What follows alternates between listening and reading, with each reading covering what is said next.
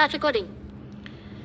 બે મિત્રો એટલા સારા પાકા મિત્રો હતા કે બંને સાથે ધંધો કર્યો અને એક મિત્ર હતો એ એકદમ ઈર્ષાળુ હતો. એને થયું કે આ મિત્ર મારો જ છે અને આટલું બધું કમાઈને મારી પાસે કાંઈ નહીં, એવું થોડું ચાલે.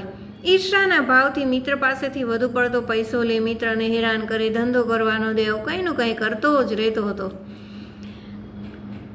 આવતા જન્મે આ જ બંને મિત્રો પિતા પુત્ર બન્યા હતા. પિતા પાસે એટલું સારું ધન કે ખૂટે નહીં.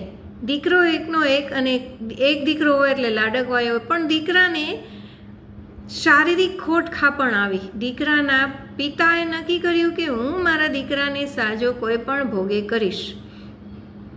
કેટલા ઉપચારો કર્યા, જ્યાં કહે ત્યાં જાય અને દીકરો સાજો થાય નહીં. પિતાએ નક્કી કર્યું કે આ બધી સંપત્તિ મારે વેચવી પડે ને, તો પણ વેચીને હું મારા દીકરાને તો સાજો કરી જ લઈશ.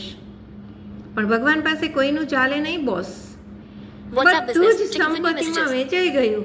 Satsang Mandal અને Pay messages print. છતાં દીકરો સાજો થયો નહીં. જતા જતા દીકરાએ કહ્યું કે હું કોણ છું તને ખબર છે?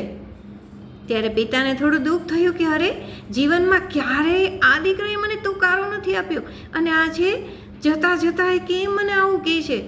પણ છતાં એ દીકરો હતો ને, એટલે પિતાએ હસતા હસતા કહ્યું કે હા બેટા, મને ખબર છે કે તું મારો દીકરો છે. તને ખબર છે કે આ તું પાયમાલ થઈ ગયો? હા હા બેટા, પણ મેં જે કંઈ કર્યું તારા માટે કર્યું ને. કાંઈ વાંધો નહીં, પૈસો તો હું કમાઈ લઈશ બેટા. પિતા પ્રેમથી જવાબ આપે છે. ત્યારે આ દીકરો કહે છે કે હું તારો મિત્ર છું. દીકરો તો પછી થયો. ખૂબ ઈર્ષાના ભાવથી મારી પાસેથી ધન લઈ લીધું હતું ને, બસ એ જ ધન હું લેવા આવ્યો.